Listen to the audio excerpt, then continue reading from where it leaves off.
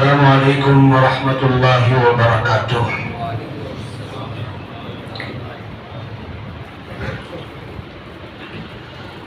الحمد للہ نحمده ونستعینه ونستغفره ونؤمن به ونتوکل علیہ ونعوذ بالله من شرور أنفسنا ومن سيئات أعمالنا من يهده الله فلا مضل له ومن يضلله فلا هادي له ونشهد أن لا إله إلا الله وحده لا شريك له ونشهد أن سيدنا ونبينا ومولانا محمدا عبده ورسوله أرسله الله إلى الناس كافة بشيرا ونذيرا وداعيا إليه بإذنه وسراجا منيرا أما بعد فأعوذ بالله من الشيطان الرجيم بسم الله الرحمن الرحيم حاميم والكتاب المبين إنا أنزلناه في ليلة مباركة إنا كنا منذرين فيها يفرق كل أمر حكيم قال النبي صلى الله عليه وسلم شعبان شهري ورمضان شهر الله صدق الله العظيم وصدق رسوله النبي الكريم ونحن على ذلك لمن الشاهدين والشاكرين والحمد لله رب العالمين۔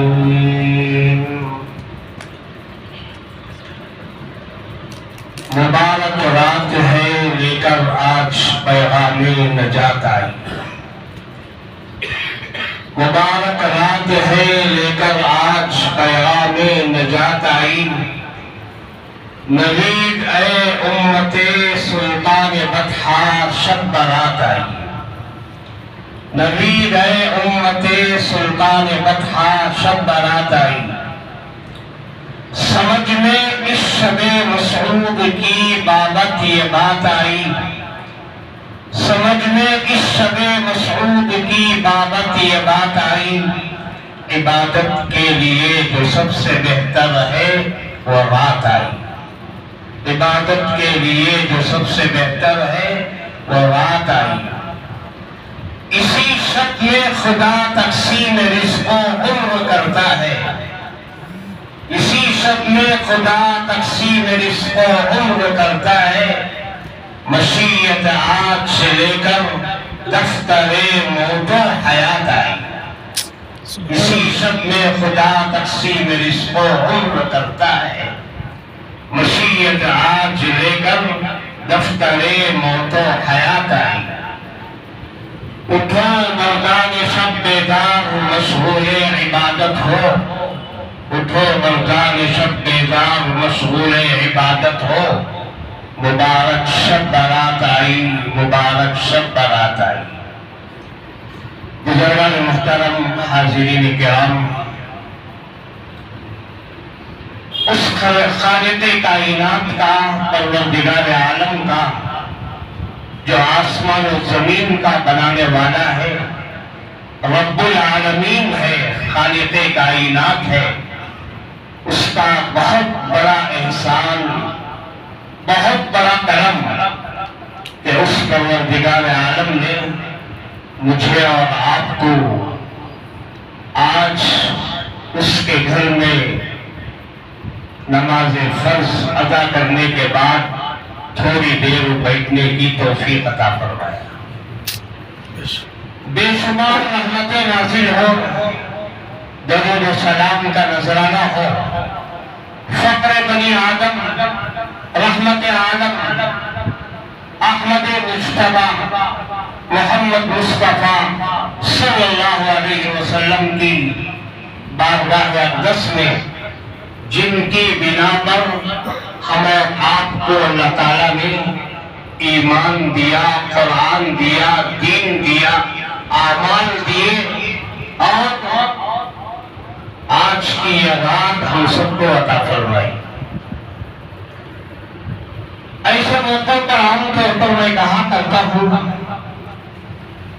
تھوڑی دیر کے لیے گزشتہ شب برات کو ہم یاد کر رہے ہیں۔ گزشتہ شب برات میں ہمارے ملنے جلنے والے، ہمارے رشتہ دار، ہمارے دوست و احباب ہمارے ساتھ اسی جگہ بیٹھے تھے، لیکن آج وہ ہمارے درمیان نہیں ہے۔ منو مٹی کے نیچے قبرستان میں وہ دفن ہے، چاہتے ہیں کہ کوئی پڑھ کر ہمیں کچھ ایصال ثواب کر دے، کوئی تحفہ دے دے اور ہمیں کوئی گفٹ بھیجے۔ ان کے لیے تحفہ یہ ہے کہ ہم کچھ پڑھ کر ان کو ایصال ثواب کر دیں۔ اسی لیے تو قبرستان جا کر سورہ اخلاص پڑھا جاتا ہے۔ قل هو اللہ احد کہ یہ سورہ 3 مرتبہ کوئی پڑھتا ہے، رسول اللہ صلی اللہ علیہ وسلم نے فرمایا اللہ تعالیٰ اسے ایک قرآن کا ثواب دیتے ہیں۔ 3 مرتبہ کتنا آسان ہے۔ حضرت عثمان غنی رضی اللہ تعالیٰ عنہ کی عادت شریفہ تھی کہ جب بھی قبرستان میں جاتے تھے 3 مرتبہ سورہ اخلاص پڑھ کر تمام قبرستان کے مردوں کے لیے ایصال ثواب کرتے تھے۔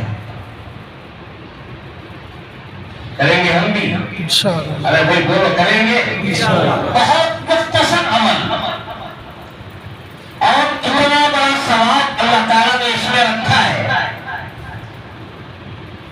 یہ کوئی معمولی صورت نہیں ہے۔ حضرت علی رضی اللہ تعالیٰ عنہ نے ارشاد فرمایا اللہ تبارک و تعالیٰ اگر امت پر رحم نہ فرمانا چاہتے، اگر اللہ تعالیٰ امت کو عذاب دینا چاہتے تو 2 چیزوں کو کبھی اللہ تعالیٰ نازل نہ کرتے۔ کتنی چیزوں کو؟ 2 چیزوں کو۔ جو نیند کا غلبہ ہے وہ ختم ہو جائے۔ 2 چیزوں کو اللہ تعالیٰ نازل نہ کرتے اس دنیا میں۔ ایک اللہ تعالیٰ رمضان کو نازل نہ کرتے، دوسرا سورہ اخلاص کو نازل نہ کرتے۔ سبحان اللہ۔ ایک رمضان کو نازل نہ کرتے اور دوسرا سورہ اخلاص کو نازل نہ کرتے۔ ابھی دیکھتے دیکھتے شب برات جب آتی ہے اس کے بعد چند ہی دن گزرتے ہیں کہ رمضان شروع ہو جاتا ہے۔ یہی وجہ ہے اللہ کے رسول جناب محمد رسول اللہ صلی اللہ علیہ وسلم جب رجب کا چاند دیکھتے تھے تو دعا کرتے تھے اللہم بارک لنا۔ ارے بھائی پڑھو، آپ بھی ثواب مل جائے گا، نہیں پڑھے ہیں تو سنت ادا ہو جائے گی۔ اللہم بارک لنا فی رجب و شعبان وبلغنا رمضان۔ کیا مطلب ہے اس کا؟ ویسے تو ہر ایک مہینے کا چاند دیکھنے کی کوشش فرماتے تھے آقا رحمت صلی اللہ علیہ وسلم، لیکن خصوصیت کے ساتھ رجب کا چاند دیکھتے تھے اور یہ دعا پڑھتے تھے۔ اسی لیے رجب کی دعائیں الگ ہے حدیث کی کتابوں میں۔ عام جو چاند دیکھنے کی دعا ہے اللہم اہل لہو علینا بالامن والایمان والسلامۃ للاسلام، وہ الگ چیز، لیکن رجب کا چاند دیکھ کر سرکار دعا فرماتے ہیں پروردگار تو رجب میں ہمارے لیے برکت عطا فرما، بارک لنا فی رجب و شعبان، اور شعبان میں برکت عطا فرما۔ اور پھر رجب میں برکت کی دعا مانگ رہے ہیں، شعبان میں برکت کی دعا مانگ رہے ہیں، پھر آقا کا جملہ دیکھیے، فرماتے ہیں پروردگار رمضان تک خیریت کے ساتھ ہمیں پہنچ جاتے ہیں۔ رمضان کا اتنا انتظار ہے۔ انسان کے پاس 3 دن ہوتے ہیں، ہم سب جانتے ہیں اچھی طرح، ایک ماضی، دوسرا حال، آنے والا مستقبل۔ 3 زمانے 3 ہوتے ہیں، انگریزی میں جسے ہم کہتے ہیں ایک پاسٹ جو گزر گیا، ماضی، اب جو حال چل رہا ہے پریزنٹ، اور آنے والا فیوچر مستقبل، یہ 3 زمانے ہیں، اس کے علاوہ اور کوئی زمانہ تو نہیں ہے۔ رجب وہ تو گزر گیا، اب جو چل رہا ہے کون سا مہینہ؟ کون سا مہینہ چل رہا ہے؟ شعبان کا مہینہ چل رہا ہے۔ اب آنے والا رمضان المبارک کا مہینہ، اللہ تبارک و تعالیٰ نے جسے تمام مہینوں کا سردار بنایا، حضرت محمود سبحانی قطب ربانی شیخ عبد القادر جیلانی رحمۃ اللہ علیہ فرماتے ہیں سمیت رمضان رمضان لأنه ينقض الذنوب۔ حضرت محمود سبحانی نے فرمایا رجب یہ بیج بونے کا مہینہ ہے۔ سمجھتے ہیں کسان کھیت میں کام کرنے والے لوگ بیج بوتے ہیں، جب بیج بونے کا زمانہ آتا ہے کسان بہت متحرک ہو جاتے ہیں، ارے کہیں سے بیج لاؤ، کھیت کو صاف کرو، بیج بو، وہ زمانہ اگر گزر جائے گا تو پھر وقت ہاتھ سے نکل جائے گا۔ تو رجب کا مہینہ کیا مہینہ ہے؟ بیج بونے کا مہینہ ہے۔ مجھے درمیان میں سوال کرنے کی عادت ہے، کہیں کہیں جاتے ہیں تو ہم لوگ، اللہ کا فضل ہے کہ پورے ہندوستان میں جاتے ہیں، ہزاروں کے مجموعے سے خطاب کرتے ہیں۔ کل بھی ایک جلسے سے واپس آتے ہوئے رات کے 12 بج گئے تھے، جلسے دستار بندی میں چلے گئے۔ تو بہرحال آپ سوال کا جواب دے تو تبھی سمجھ سکتے ہیں، ورنہ بولنے والا بولتا ہے، سونے والے سوتے رہتے ہیں۔ حضرت آئے، بولے، کیا بولے بتا رہے، بہت اچھا بولے، کیا بولے وہ بتا رہے، کیا فائدہ اس سے؟ اس لیے درمیان میں جب سوال ہوتا ہے تو جواب دیا۔ تو رجب کا مہینہ بیج بونے کا مہینہ ہے۔ کس نے کہا؟ حضرت محمود سبحانی رحمۃ اللہ علیہ نے فرمایا، غنیۃ الطالبین جن کی مشہور کتاب ہے، علماء جانتے ہیں۔ پھر فرمایا کہ یہ شعبان پانی دینے کا مہینہ ہے۔ کیا مہینہ ہے؟ پانی دینے کا مہینہ ہے۔ اسی لیے حدیث میں آتا ہے، اللہ کے رسول صلی اللہ علیہ وسلم نے فرمایا جب آقا کا نام نامی اس میں گرامی آئے تو فوراً درود پڑھو۔ اللہ کے نبی نے فرمایا اس سے بڑا کنجوس اور بخیل کوئی نہیں ہے جب میرا نام اس کے سامنے لیا جائے اور وہ درود نہ پڑھے۔ سبحان اللہ، سبحان اللہ۔ آقا کا نام لینا جب بھی لیا جاتا ہے تو فوراً چھوٹا درود سب سے صلی اللہ علیہ وسلم، صلی اللہ علیہ وسلم۔ دنیا میں کتنے خوش نصیب افراد ایسے ہیں جو روزانہ ہزاروں کی تعداد میں درود پڑھتے ہیں۔ کتنی تعداد میں؟ ہزاروں کی تعداد۔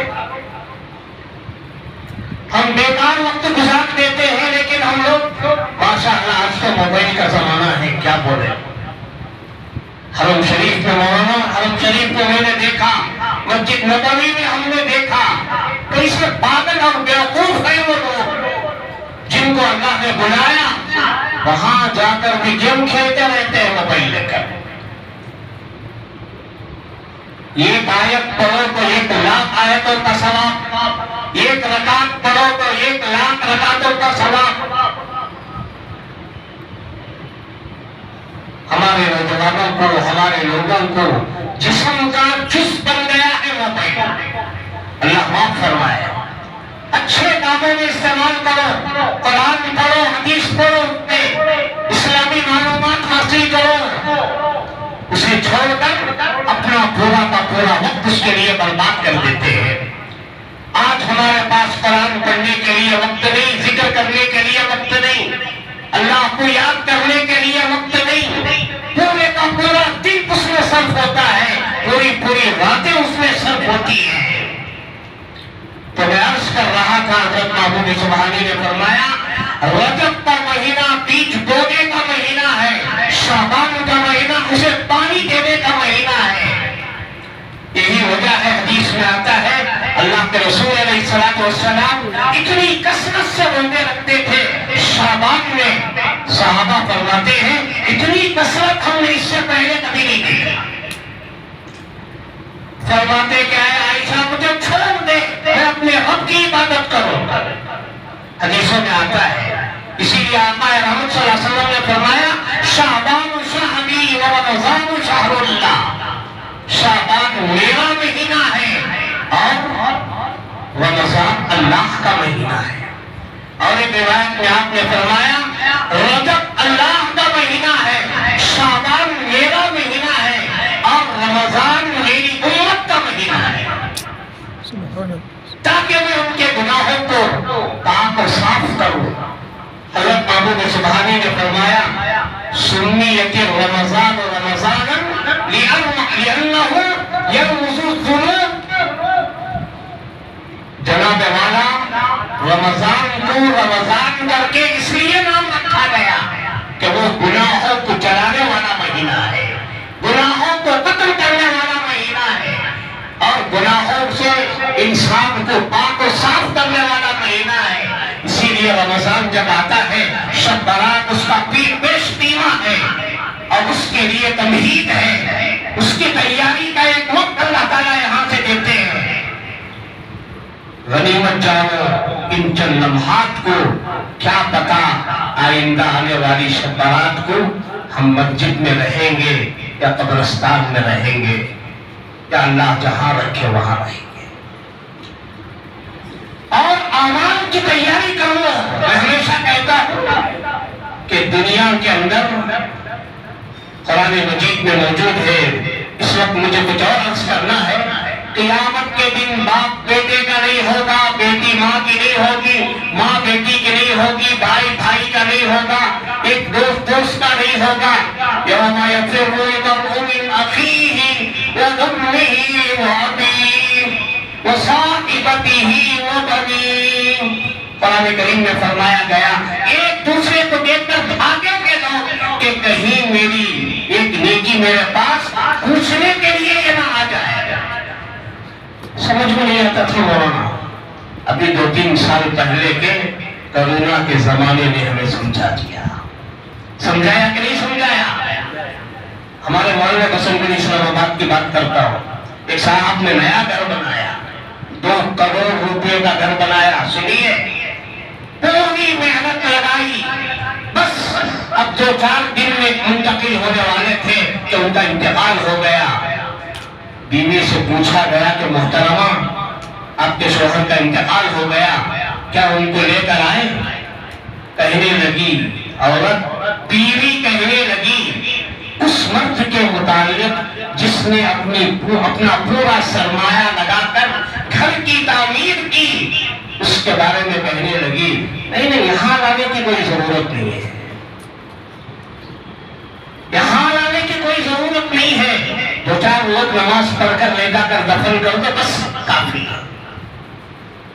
اب اندازہ لگاؤ کہ جس کے مال نے گھر پر لگ کر پوری بلڈنگ تیار کر دی، وہی سی بیوی کہتی ہے کہ یہاں شوہر کی لاش نئے گھر میں لانے کی ضرورت نہیں ہے. تو کیا وہ قیامت کے دن کوئی نیکی دے گی؟ ارے بولو دے گی؟ ہرگز نہیں. ہمارے اعمال کام آئیں گے، ہمارا ذکر کام آئے گا، ہماری تلاوت کام آئے گی. اللہ کے سامنے ہمارے 2 آنسو جو گرتے ہیں وہ کام آئیں گے. دنیا میں ہم نے دیکھ لیا، کرونا نے ہمیں سمجھا دیا کوئی کسی کا نہیں ہوتا. اعمال خود لے کر جاؤ. وہی اعمال ہمارے لیے کام آئیں گے۔